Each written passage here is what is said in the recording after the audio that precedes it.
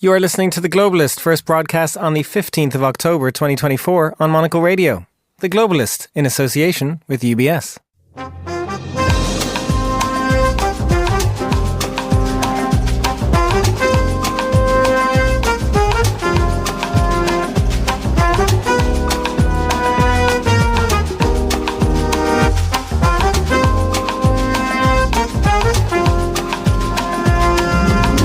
Live from London, this is The Globalist. I'm Chris Chermak.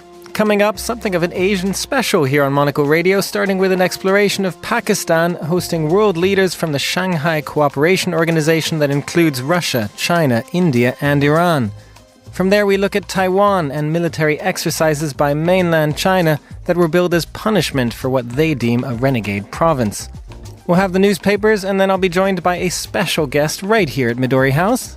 Hello, I'm Fiona Wilson, Monocle Senior Asia Editor. I'm in the studio talking about Japan's upcoming general election. So great to have you right here, Fiona, on the first official day of campaigning in Japan. And then you can't really think about growth without being sustainable, because the opportunity cost of not doing it sustainably in today's day and age is virtually impossible. We'll hear insights into Dubai's rapid urbanization and the complexity of sustainable city planning. And NASA's mission to hunt for alien life on one of Jupiter's moons. That's all up ahead on The Globalist, live from London.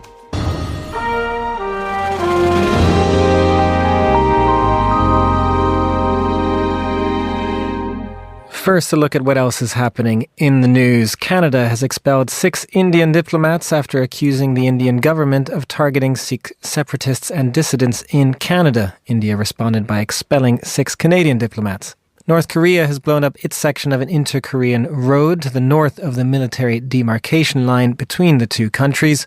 And the United Nations Security Council has expressed serious concern after UN peacekeepers' positions came under fire from Israel in southern Lebanon.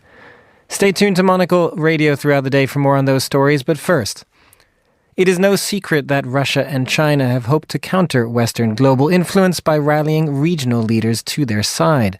The BRICS have been one forum to do that, and another is the Shanghai Co-operation Organisation. And today, Pakistan's capital, Islamabad, is playing host to world leaders from the Shanghai Co-operation Organisation. It's a pretty rambunctious grouping these days, with the likes of Iran and Belarus being invited for the first time this year. It's also one of those rare groupings where India and Pakistan are members, although India's Narendra Modi is not planning to attend this iteration in Pakistan. The External Affairs Minister is. I'm joined now from Islamabad by Farhan Bokhari, former Pakistan correspondent for the FT, and by Stephen Diao, Russia analyst. Farhan, let me start with you. Security is extremely tight for this summit in Islamabad, not least because of an insurgent attack that targeted Chinese nationals in Karachi last week. What's been the mood like in Islamabad? Many thanks. Good morning. And moving on to today's event and the mood in Islamabad, security is very tight. As you can well imagine, gathering of 10 countries taking place in the capital of a country which is fighting its own battle against terrorists that it says are primarily based in Afghanistan and also Pakistan's western Balochistan province. So all in all, pretty tight situation. But for Pakistan, this is a breath of fresh air, because it's been a long time since Pakistan has had a gathering of this kind, and certainly high-level heads of governments of this profile are coming or have come to Pakistan. Many of them are here now.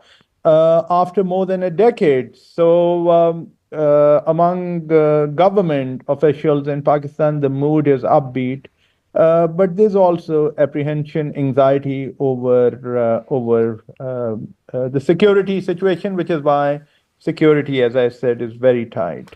Farhan, just to follow up on that, I mean, has it changed the nature of the talks at all? I mean, China's premier is there for the first time, as you say, in more than a decade. The Shanghai Co-operation Organisation is typically about economic cooperation as well, but is there more of a security focus also on the agenda as well? That's a very interesting question. Economic cooperation, no doubt, but then other elements come into play. After all, how can you have increased economic cooperation without discussing some elements of security which are directly related? So I'm sure behind the scenes, some of the discussions might also get into security questions, because you can't imagine a grouping of this kind going forward with its ambitious economic agenda led by the likes of China. India is a very big economy, emerging economy now, and both China and Russia are permanent members of the UN Security Council. So, with that configuration among the leaders, security, I think, directly or indirectly, is very much a related theme. Stephen, to bring you in here, Russia's President Vladimir Putin is not going, but Russia's Prime Minister is. What is in this summit for Moscow? I mean, I should point out, of course, Prime Minister Mishustin is going because that's the level. Putin was never expected to go, just to make that point clear. Russia wants as many friends as possible around the world, particularly with the war going on in Ukraine. It has China's tacit backing. China apparently is not sending weapons, although we're not actually sure about that. But Russia is in a position now, it's put itself in a position since it started the war in Ukraine of losing many supporters, and it desperately needs supporters wherever it can get them. So that's why Russia has an interest. Indeed, Russia has a big interest. It's interesting to note that Russia is sending 76 delegates to this conference. China, for example, is sending 15. So there's a big difference. So Russia clearly thinks it's important for its own standing that it does support the SCO, and that it's seen to be a big supporter of it. And just to follow up on that, Stephen, what does that mean when you mention those 76 strong delegation? Where are they going? Who are they going to be talking to? Is it about, I guess, if, as you mentioned there, China is a bigger supporter, is this then perhaps about countries like Pakistan and India, for example? Yes, they'll be. I mean, the Russians, if they're sending a delegation that size, then it suggests that they're going to be spreading out to speak to as many people as possible, to all the countries on various levels. Russia is desperate to get support of any kind for the war in Ukraine, or at least to have countries take the stance, perhaps, of India. India has been treading a very clever and careful diplomatic path. Narendra Modi recently visited both Moscow and Kyiv to show that India doesn't want to come out and criticize Russia for the war, but at the same time doesn't want Ukraine to feel that it's been abandoned. So Russia will be carrying out a huge diplomatic effort at this conference over the next 2 days. Farhan, to bring you back in, speaking of Narendra Modi there, he will not be attending, but India's external affairs minister is going. How big a deal is that for Pakistan? By comparison to the size of the Russian delegation, the Indian delegation, last that I heard, including the foreign minister, had 4 or 5 delegates expected to attend. So obviously, the Indians do not want to turn this into an opportunity to resume bilateral talks with Pakistan. They have made it very clear, and they want to keep this more as a participation at a multilateral forum. That's where they've literally drawn the line, and I think they'll keep it that way, because India and Pakistan, as you may know, have a long, terrible history.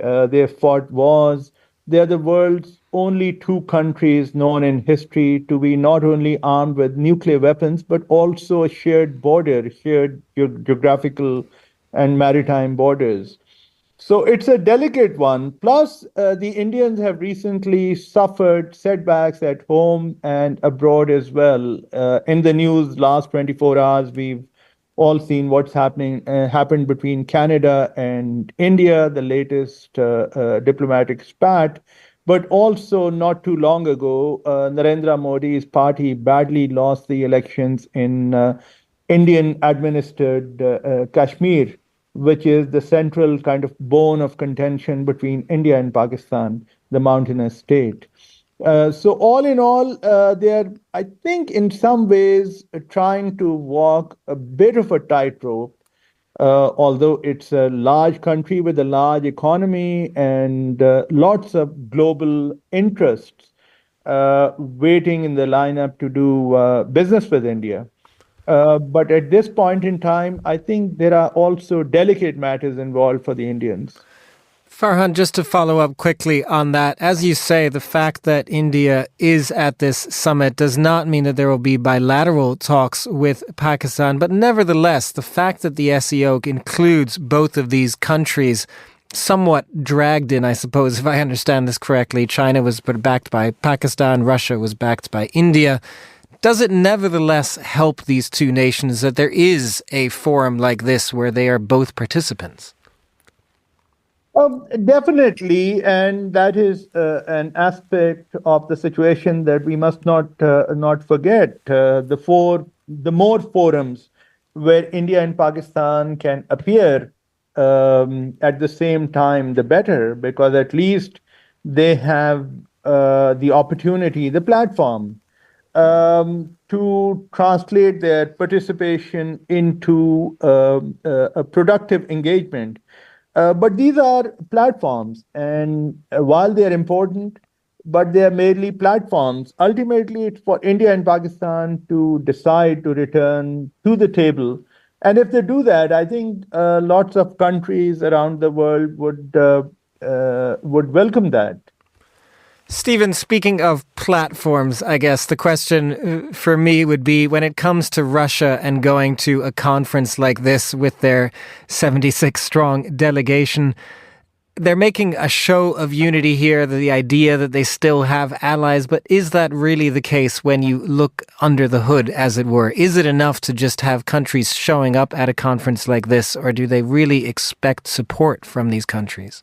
That's a very good point, Chris. I should also just point out that your other contributor said that Pakistan and India are the only countries that share a border and both have nuclear weapons. Well, Russia and China both have nuclear weapons and share an enormous border, and that could be a problem in the future. I think Russia, yes, Russia really wants to get as much support, or at least as you say, neutral. I mean, India, in a sense, is ideal for Russia. They haven't come out and supported the war in Ukraine, but at the same time, they haven't criticized it. And I think that actually this shows, I'm going to pour a bit of European cold water on the SCO generally, because, yes, whilst it might be great for India and Pakistan to get together with other countries and they don't have to discuss their own tricky bilateral relations. Nevertheless, you've got three of the world's biggest dictatorships in Russia, China, and Iran, who are now members of this organization. These are countries, because they're dictatorships, they're not used to cooperating, indeed, with other countries. They're used to telling other countries, and indeed their own people, what they should do. And the Russia-China relationship, which of course started off this organization back in 2001, is one that's really very thin. Russia tries to put itself across as the senior partner, and anyone looking at it knows that Russia is not the senior partner. China is much more significant, and the world thinks in the long term that China will be more significant than Russia in terms of global trade and security. You've got Russia, which is carrying out a war in Ukraine. You've got China, as this summit takes place, which is carrying out a rather threatening-looking military exercise around Taiwan. And there are comparisons being drawn between Russia and Ukraine and China and Taiwan. And there's talk in the last couple of days, would China take over Taiwan, and what would the rest of the world do? So I think it's a somewhat paper thin organization to me, the SCO. It's trying to show that it's talking about economic cooperation and military cooperation and security and so on. But it is nothing in comparison, for example, with the European Union or indeed with NATO. Stephen Dial and Farhan Bukhari, thank you very much for joining us on Monocle Radio. This is The Globalist.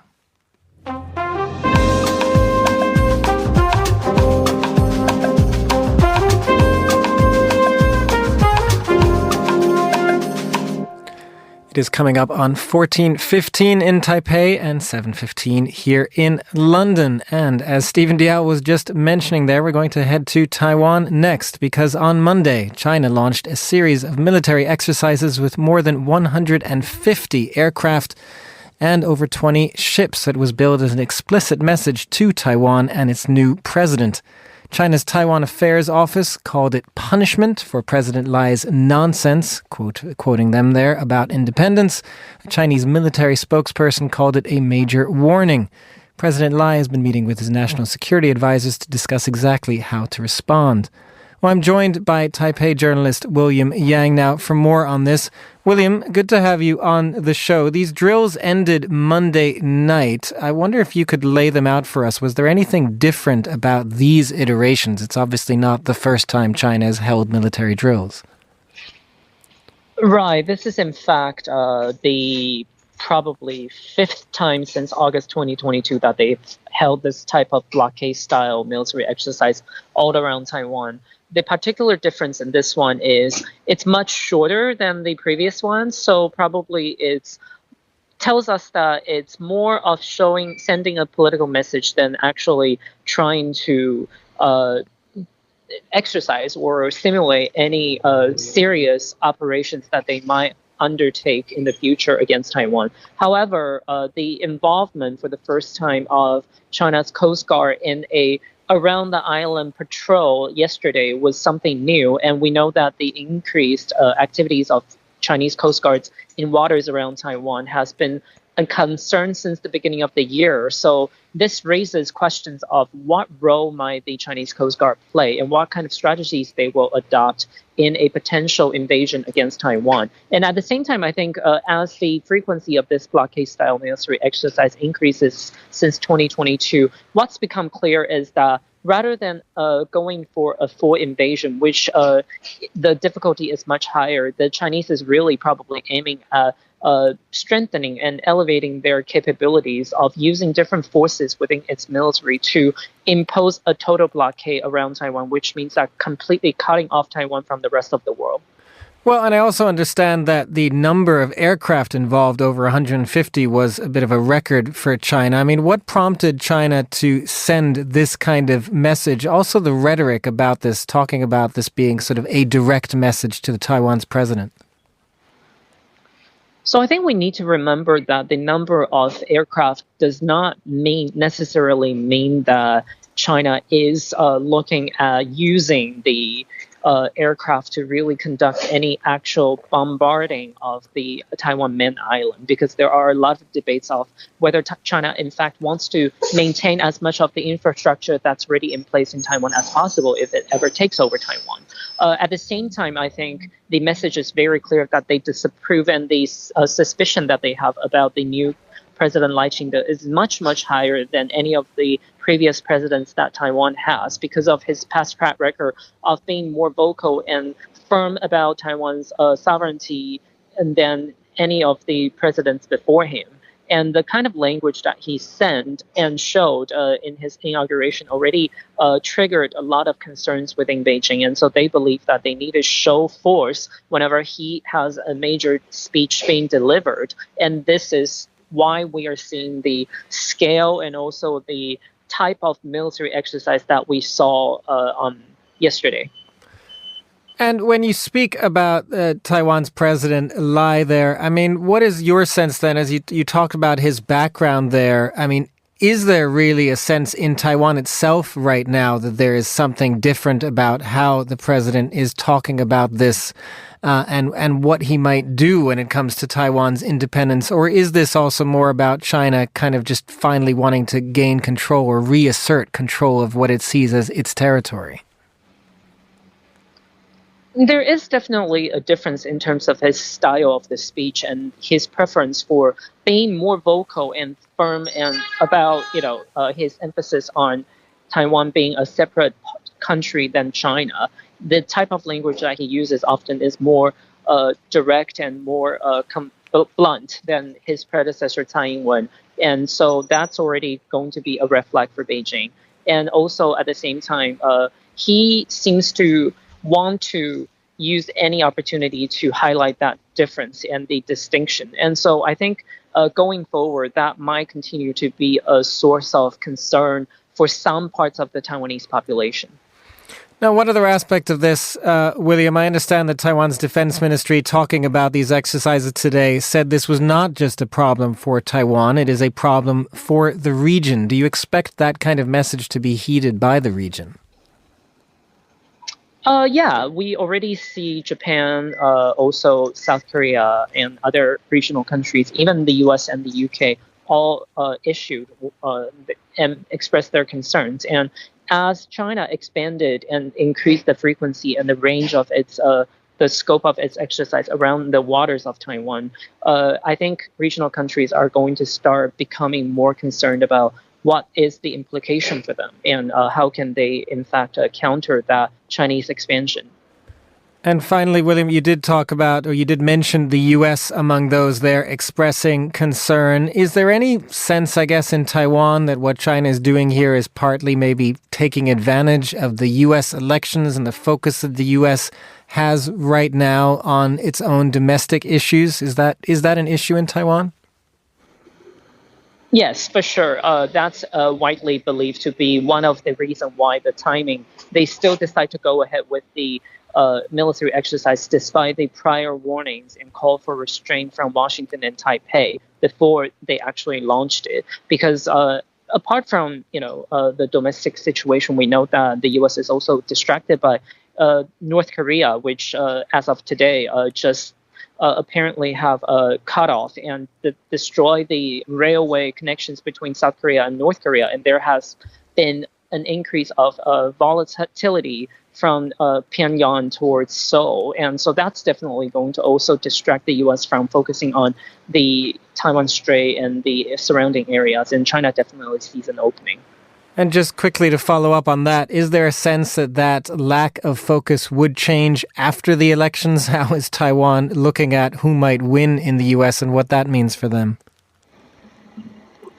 I think right now everyone is unclear about who actually has an upper hand, as I'm sure people in London as well, regarding which candidate has a better chance of winning. And also, Donald Trump has been so unpredictable, so it's impossible to really predict what type of policy he's going to adopt towards the security situation in the Indo-Pacific and specifically surrounding Taiwan. So I think everyone's holding up their breath and just trying to be staying as close and monitoring as possible regarding the developments in Washington in the next few weeks. William Yang in Taipei, thank you very much for joining us on The Globalists. Still to come in the program. And liftoff.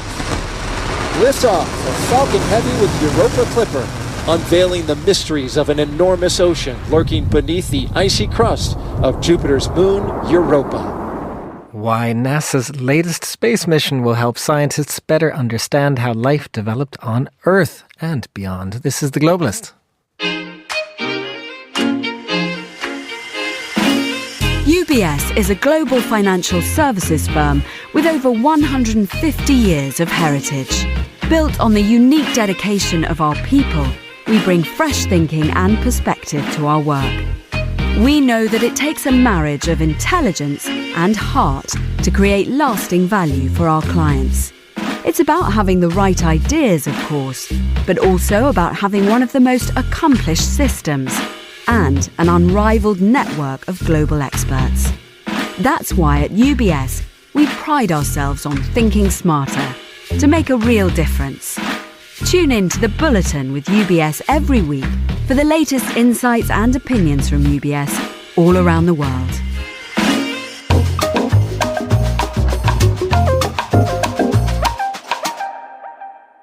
Now we have a special treat for the show because I am joined right here in the studio by Fiona Wilson, Monocle's Tokyo Bureau Chief and Senior Asia Editor. Fiona, it is a delight to have you here at Midori House as opposed to down the line from Tokyo. You're also fresh off the back of the Quality of Life conference. Yes, I feel like I've been talking for about 4 days straight. Do I sound Do you have anything husky? left? Yeah, no, nothing left to give. But funnily enough, the subject we're talking about today, the Japanese election didn't really come up. So very happy to chat about that. Well, that's it, exactly. So you didn't spend your energy talking about Japan. You spoke about a lot of other things at the Quality of Life conference in Istanbul, and we will hear more from that in just a moment. But let's turn our attention to Japan, because the election campaign officially begins today ahead of voting on October 27th. The upcoming election could be very tough for Prime Minister Shigeru Ishiba, for the Liberal Democratic Party as well, because they've been in power for, well, as long as most people remember, frankly, of Japan's post-war history. But polling this weekend suggests 42% approval rate for his administration, down from over 50% support last week. What do you make of that? I know, don't things move quickly in politics? You know, because when he was elected, and it's only just happened really, he was elected as president of the party, which automatically made him prime minister. It's an interesting choice. He's not a fresh face because he's been around many, many years and everybody knows him. Generally pretty popular with the public, certainly more popular with the public than the sort of big wigs in the LDP. Which is promising for an election in theory. Yes, you would think, wouldn't you? But what he's just done, interestingly, a bold move. He's not allowing people who were involved in these slush fund scandals that the LDP has been absolutely, hammered by in the polls in the last year. He's not allowing them to stand on an LDP ticket. They have to stand as independents. And that has really annoyed some of the people in the LDP. They're thinking this is a tough election. Why make it worse? But what he's saying is, no, we need a clean slate here. We need to show we're really drawing a line under these scandals. We're distancing ourselves from them. They've really affected the LDP standing in a way that I've never seen in all the time I've been in Japan. And I think he's trying to start afresh. It's very, very difficult because all these people are actually familiar faces, but he's really sort of ruffled a lot of feathers within the party. So I think that's going to be a big challenge. And as you say, the ratings are pretty bad, aren't they? 42%. But, well, that was a poll I also saw. But I think if you look at his predecessor, Fumio Kishida, his ratings were really bad. By the time he'd resigned, they were much, much lower. I mean, you were almost in single-digit support rating by then. So he's still better. And historically, whatever happens, people tend to come out for the LDP. So I think Ishiba will be hoping that happens this time. Well, that is exactly the question, isn't it? Even if they're unhappy with the LDP, people end up tending to vote for it. He's obviously trying to put on this fresh face in order to counter any anti-establishment move, I guess, that there might be in the Japanese public. What are kind of the other, I guess, issues that are spotlighted in this election for you? Well, I think, the other thing you've got to look at is the opposition. Japan has had such a fragmented opposition that no matter what the issues are, and, the economy is a massive issue, the security situation is always a big issue, the challenge for the LDP has not been as great as you would think because the opposition has been pretty hopeless. It's not that there are interesting figures within the opposition. They can't get it together. They don't work together. What's just happened is Yoshihiko Noda, who has been a Prime Minister of Japan, is now head of the CDP, the Constitutional Democratic Party, which looks like it will be the biggest threat. Now, I don't think on its own it will be a big threat, but it could end up taking a chunk out of the majority, and it could end up being a coalition government. I think that's what Noda is hoping for. So it could be that you could get Komeito, who's currently the LDP's coalition partner. Now, it may be that it could be a three-way coalition. Maybe the CDP gets in there as well and has a voice. And they do have a very different stance on things like defence, particularly. They'll have a difference on economy. So that could be interesting. And Noda is a known face. He's very, very experienced. It's just whether young people who really, really want change, and if you talk to people, they do want change, whether they think, that's the face of the change we're looking for. And I'm not absolutely sure Noda is, but it's very, very difficult. It's been a very uncertain time for Japan. And as you say, the LDP has just dominated the post-war period. They had this very brief period, 2009, where they took charge, and it was a bit of a disaster, to be honest. And I think there was also the epic earthquake and nuclear disaster at that time, 2011. So the opposition hasn't really covered itself in glory. So for a young person, they don't really know anything about the LDP. It's quite scary, and I think that always helps the LDP. Well, just finally then, Fiona, when you talk about coalitions, I mean, is that something that Japan is used to? Would that be, I guess, the stepping stone as well? Is that how this would have to start? Maybe LDP wins, but in a coalition, and then the coalition partner can show that they're actually able to govern? Yeah, that's interesting, isn't it? Hard to say, because I feel that the LDP even when it struggles, maybe it's struggling more than it ever has done in my time in Japan, but it's got an amazing kind of framework within Japan, and it tends to ultimately come good. And I think, there'll be a lot of horse trading. I think this move to make a lot of LDP candidates independent was a bold move. And I think, that could appeal to people. But, a lot of people are just fed up with the familiar old faces. So it's quite an interesting election. I mean, Japanese politics doesn't move that fast, as you know. Things don't really change. Revolution, unheard of. So, it's well worth watching this one. Are you excited to go back and see this election in the flesh? Well, I am. Unlike the US election, they don't campaign for a lifetime, which seems to be the sort of permanent state of US politics. It's all over 27th of October, so we don't have to wait that long. And because of that, it's all much more interesting. Things happen day to day, and it's quite exciting. Fiona Wilson, thank you so much for joining us right here at Midori House. Now, here's what else we're keeping an eye on today. Canada has expelled 6 Indian diplomats after laying out evidence that the Indian government was engaged in a widespread campaign of assassination and intimidation of Sikh separatists and dissidents in Canada. India has denied the accusations and responded by expelling 6 Canadian diplomats in India. North Korea has blown up its section of an inter-Korean road to the north of the military demarcation line that divides the north from the south. The move announced by Seoul comes amid a fresh round of tensions between the two nations that are technically still at war. An Israeli strike that killed 15 people in a northern Christian-majority town of Aidu in Lebanon appears to have further broadened Israel's offensive that until now had been mostly targeted at the south and capital Beirut. The United Nations Security Council on Monday expressed serious concern after UN peacekeepers' positions came under fire from Israel in southern Lebanon. And the United States has warned Iran against targeting former US President Donald Trump, warning that any attempt on his life would be considered an act of war. The Trump campaign has been briefed on the threat from Iran. Tehran has denied the charges that it is attempting to interfere in US elections. This is The Globalist. Stay tuned.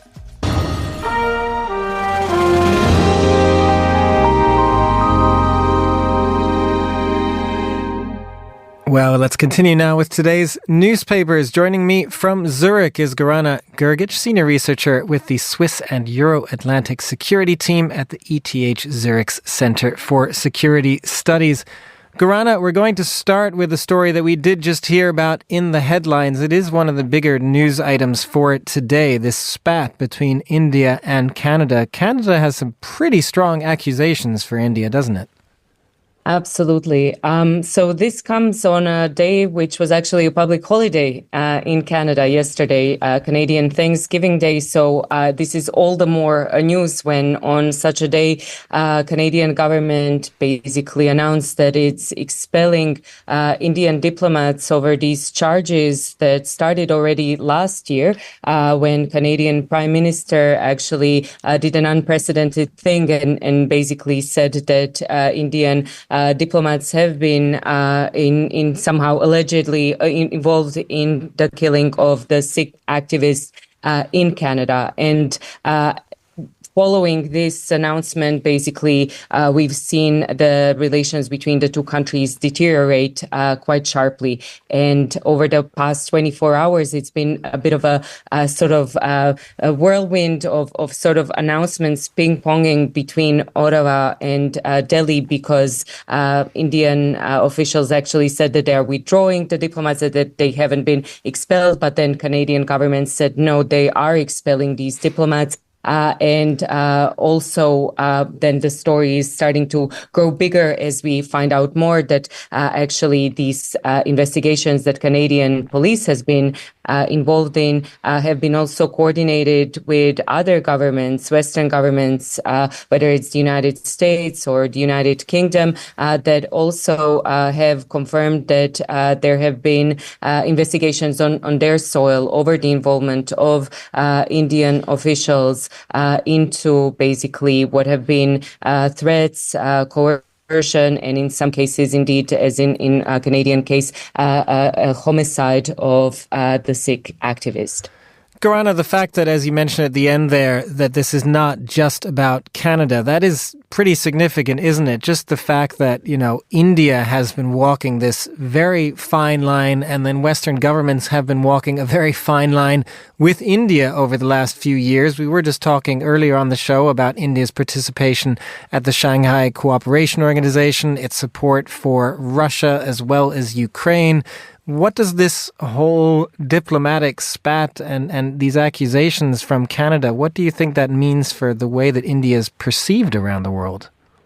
That's absolutely right. So we have to understand that, of course, we live in a time of strategic competition when it comes to interstate international relations, right? This sort of idea of great power rivalry being back, and India being one of these crucial states in the Indo-Pacific, where basically the center of gravity of geopolitical competition has moved. Obviously, we are talking about US-China competition. And India, given its foreign policy, which during the Cold War was based on this idea of non-alignment, moving to this idea of foreign policy of multi-alignment, and as you said yourself, being member of both these sort of associations that lean more towards groupings that are associated with China, with Russia, with the broader sort of axis of upheaval, if you want. And then, of course, the other side of that coin being the Western governments that are trying to court India and trying to bring India into its fold, and it's quite significant, of course, then that you need to walk that tightrope if you are wanting to engage India and have it in your fold geopolitically. But at the same time, Western governments have to be serious about the way that they protect their own citizens on their own soil, and the way that their sovereignty, after all, is being violated if these things are allowed to happen, because ultimately the definition of sovereignty is to have monopoly over power on your own territory. And if you allow foreign citizens to actually engage in things like homicide of your own citizens, then it says something about your ability to enforce law on your own ground. Gorana, let's move on to another story that you've been following here in the UK for us. The first day of a public inquiry about the 2018 poisoning of Dawn Sturgis in Salisbury. This story seems to be, something that now almost got lost in everything, of course, and it's quite unsurprising, everything it's been happening since February of 24th of 2022, of course, Russia's full-scale invasion and war against Ukraine. But of course, if we go back 6 years ago, this was something that really precipitated one of the biggest sort of incidents in the broader Russia-West relations following the end of the Cold War. So the attempted assassination, and today we seem to be kind of continuing with a theme, the attempted assassination of the double agent, former Russian spy who was then granted UK citizenship, Sergei Skripal, and his daughter back in June of 2018. They managed to survive that, but then a month following that, a British woman, died actually after spraying herself with what she believed at the time was a perfume bottle that was discarded in a park and which actually contained Novichok, this nerve agent that was developed by Soviet scientists back in the 70s, 80s, so in the midst of the Cold War, and that's strong enough to kill thousands of people, even in the smallest of quantities. So now this inquiry has finally started, even though the inquest started not long after the attempted assassination and then the killing of Dawn Sturgis, but now we will see much more going on in terms of answering some of these questions of how this came about. We've even heard that the family of Ms. Sturgis wanted Vladimir Putin actually to be called, obviously. This is something that won't happen, but there's so many questions about how this came to be and how is it that the Russian intelligence unit was able to operate in Britain back in 2018. Gorana, one other story that you've been following. This was a story from yesterday, but I like the way that you've framed this from a special headline that you've seen from Forbes. 3 immigrants to America win 2024 Nobel Prize in Economics. Absolutely. So this story, of course, this has been a kind of Nobel week, right? For the past week or so, we've been every day getting these sort of drips out of Stockholm as to who are the 2024 recipients of Nobel prizes in various fields, and economics came yesterday. These are Daron Acemoglu, Simon Johnson, and James Robinson, who are all economists and who all work out of the United States. So Acemoglu and Johnson out of MIT and Robinson out of University of Chicago. But the way that Forbes decided to frame this story is that all 3 of them are immigrants. So Daron Acemoglu, a Turkish immigrant, Johnson and Robinson are Brits who have been for a long time working out of the United States. And I think the story here, of course, beyond their contribution to economics, which is vast, and just showing the importance of institutions and their impact on economic development and economic inequality, the story here points to something else, and that is the heated debate that is going on in the United States in the lead up to the 2024 presidential election over immigration, over the contribution that immigrants make. And I think that Forbes here has made it very unequivocal where they stand in terms of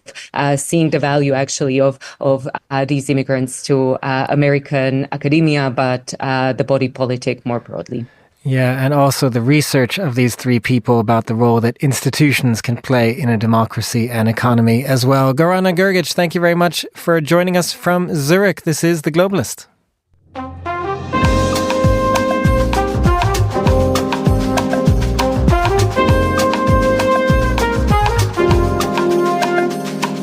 We head to Turkey now, where Monocle's 2024 Quality of Life Conference wrapped up this weekend in Istanbul. It featured an array of acclaimed guests and covered everything from design to mobility, culture to diplomacy and beyond. One of the speakers at the event was Nadia Vergi, the executive director of Expo City Dubai.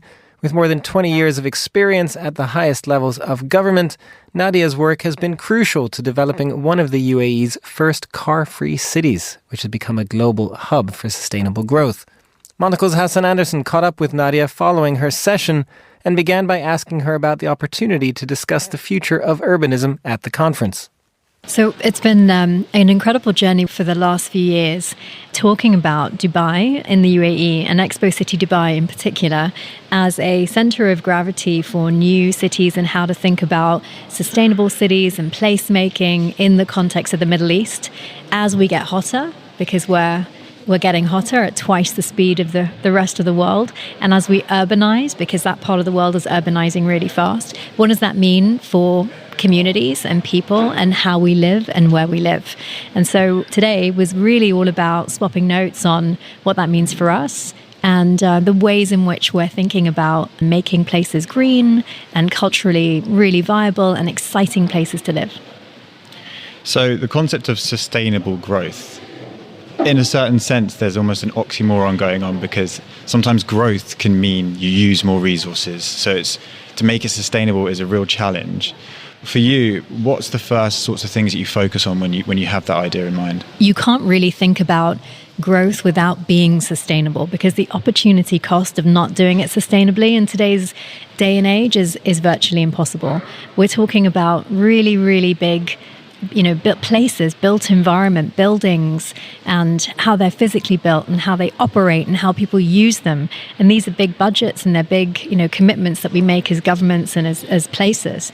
And so you can't really think about the context of growth and housing people without really thinking about, well, how am I going to future-proof them for future generations? How do I build in intergenerational equity? How do I make sure that this thing that I'm building lasts? And so for us, if you kind of slice our city down the middle, you've got all of these different layers of how it's physically built, how it operationally operates, how we create experiences, how we bring our tenants and our residents into the conversation, how we drive awareness and agency. And as you sort of look at all of those elements, the underpinning of all of that has to be truly sustainable. So it's not just and not only technology and green solutions, but it really is a philosophy and a way of life and a way of thinking. That's really interesting. And when it comes to sustainable growth within a city space, or focusing on a city as being an agent of change for sustainable growth, what do you think is the low-hanging fruit in terms of what we can all do to help foster that? And then what's the real challenge, and what's the kind of ideal of where you think we should get maybe in decades' time? So I think it all starts with education, and not necessarily only education in school, but the next generation is really keeping us very holy about how we think about the future, but also just how you talk to the community and raise awareness around small, quick wins that you can make. But then I think awareness really, really drives a sense of agency in people, that they can do it, that it's possible, and that nudging factor really, really pushes cities and city planners and city developers to really think about the things that they can make more simple for people to get engaged. So once you've sort of driven that awareness and created that agency, then what does that enabling environment look like for you to really take action? And so what are the policy changes you can make at a national level or at a city level?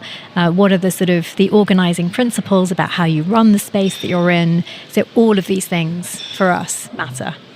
And when it comes to looking for examples of inspiration for really good work being done in cities around the world that you then maybe try and refer to or employ when you're working in Dubai, what examples could you give us of those where you think it's like, there's some excellent examples of sustainable growth going on, and there's things that could be implemented more universally around the world? No, so I think so many places around the world have already identified what a net zero target looks like, or they've identified their decarbonisation plans. But I think every single place is very unique in its application of solutions. And so we look very regionally and we look very locally for our solutions. So what's available in vernacular architecture? What are things that have been done in the past that we can really simply think about as low-hanging fruit as we build our buildings? Should they be low-rise? Should they be faced in a certain direction? How do we sort of build passive sort of technologies into our buildings that are very sort of local and organic? This is how we've done it, and that's how we've reduced the temperature of our city 4 degrees lower than the rest of Dubai by using really local solutions. And so I think the answer to that is really contextualized. Nadia Verji there in conversation with Hassan Anderson at the Quality of Life Conference in Istanbul. You're with Monocle Radio. UBS has over 900 investment analysts from over 100 different countries. Over 900 of the sharpest minds and freshest thinkers in the world of finance today. To find out how we could help you, contact us at ubs.com.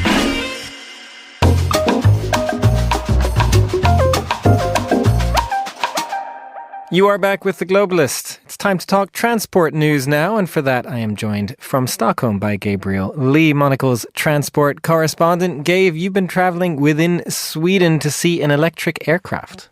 That's right, yeah. I've gone to see the new demonstrator aircraft from Heart Aerospace, and that's a company that's based over near Gothenburg.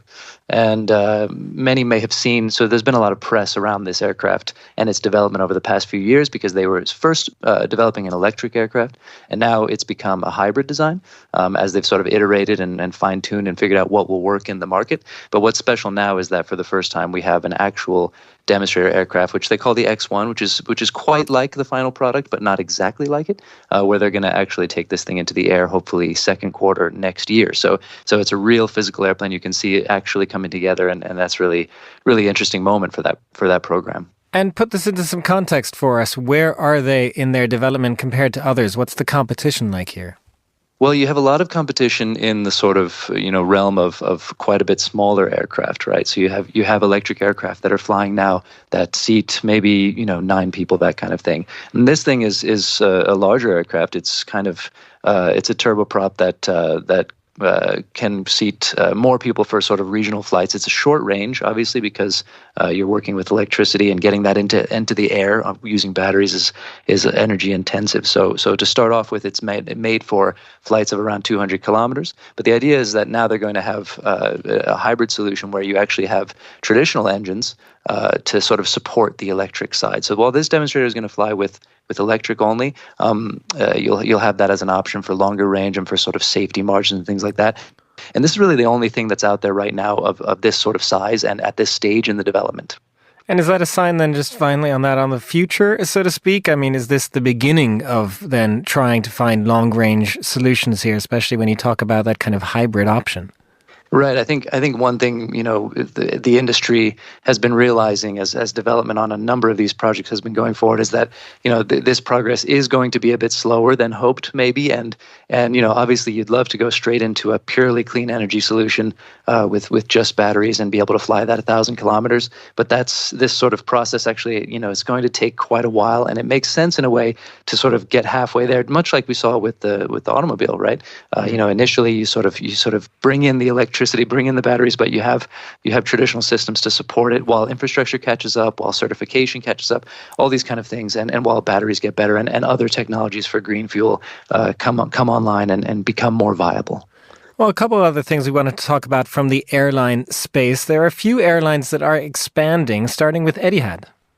That's right. Yeah, Etihad, it's an interesting case because they've basically announced that they're going to be adding 30 plus places to their route network by some point next year.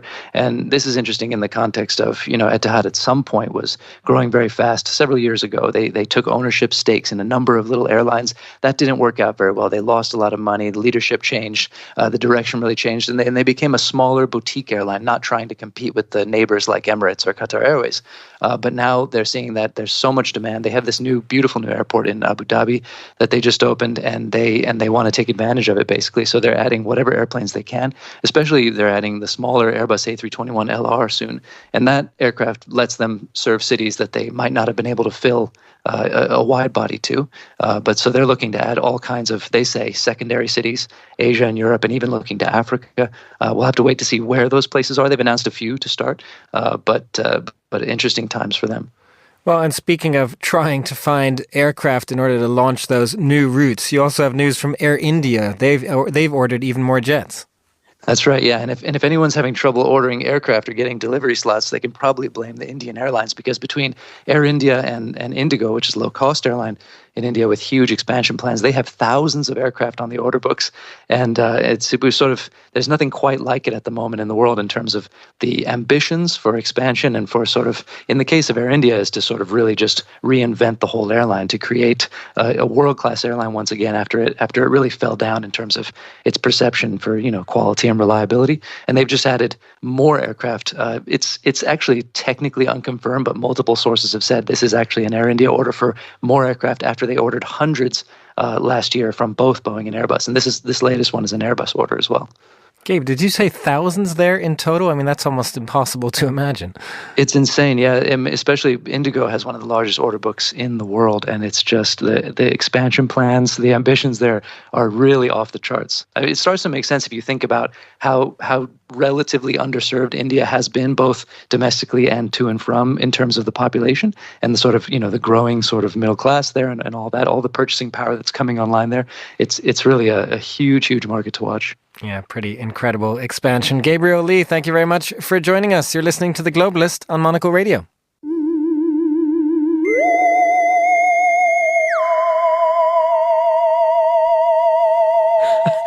What a way to enter the final item of today's show, because it is time to ask that perennial question, is there life beyond Earth? Because NASA's much-delayed Europa Clipper spacecraft is on its way into our solar system to answer exactly that question. The Clipper launched from Kennedy Space Center on Merritt Island yesterday. The destination is Jupiter's moon Europa, and while they're unlikely to find little green men, they could find signs of a whole ocean beneath the surface. I'm joined now right here in the studio by the author David Badanis. Good morning, David. Good morning, sir. It's about time we found aliens, isn't it? I mean, we've been waiting for so long here. How excited are you? The question is, what sort of aliens do we find? If we find always godlike, the question. Exactly. Suppose we it turns out Europa is covered with thick ice, about 10 or 15 miles thick, but underneath there's definitely water, salt water, liquid salt water, at temperatures where we know on Earth there can be life, and there's more salt water there than there is in all the world's oceans. So this thing's going to fly by there and go past it over and over and over, taking pictures, doing a radar and stuff. Now the question is, what do they find? If they find Jesus-like wise creatures who give us salvation, that's one thing. Suppose they find entire colonies of tiny miniaturized Donald Trumps, all little green and fussing with each other, each one saying, I have the biggest hands and I'm the dominant creature. That would be very disturbing. That would be a little more disturbing than the first one. I mean, how likely is that in your mind? I mean, I guess it's one thing always, right, with these things. We put our hopes into this, I think, everyone, given movies, everything we've done on this. But salt water, even that, it's pretty good. But, like, there has to be a few more steps, right, before we actually get to the point of life. Yeah, it turns out on Earth, as soon as the Earth cooled, very quickly after that, life began. A very simple life, but life began. It seems to take energy and some basic chemicals. Well, there's water there on Europa, definitely proven. That was exciting to find plumes of water so far out from the sun. And there's lots of energy. There's a bit of energy from the sun, but mostly there's energy from magnetic fields from Jupiter, which is a giant big brother there. The question is, will it... We have a database of one, which is Earth. On Earth, it began very, very quickly. The other thing I found is that when I've spoken to European versus American astronomers, there's totally different views. The Americans say, let us find life there. It'll be noble and help us. The Europeans, or the South Americans, who understand what happens when an advanced technology finds a simpler one, say, hide. Do not let them know our location. This is also something about, like, optimism of Americans versus Europeans, isn't it? Yes, I believe somebody might call it wisdom of bitter experience versus naive trust. Having said that, I wonder what would happen. It's actually a shame, because I think when you discover an alien, or if people have like a revelation, think if somebody has like either a religious revelation or what they think is, and they go back into their ordinary life. What you see is their ordinary life gets manifest even more. If this comes down in the middle, say, of a presidential campaign in the U.S., it'll be taken for party political purposes. If this came down at a time like, I don't know, 1946, the world has created the United Nations and more beautiful sharing organizations, then it'll go in a different way. More hopeful times. Yeah. Yes. Yeah, it's a shame. Well, the other thing that struck me, though, when you do mention a campaign, sadly, I mean, we have to wait, as I understand, until about 2030 for the Clipper to arrive and actually tell us whether there is alien life on Jupiter's Europa or not. I mean, that gives the aliens, frankly, enough time to reach us, doesn't it?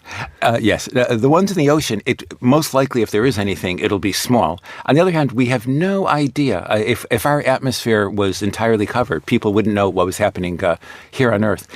One thing that's exciting about the long time schedule you mentioned, look at these projects that mankind, when it pulls together, can do.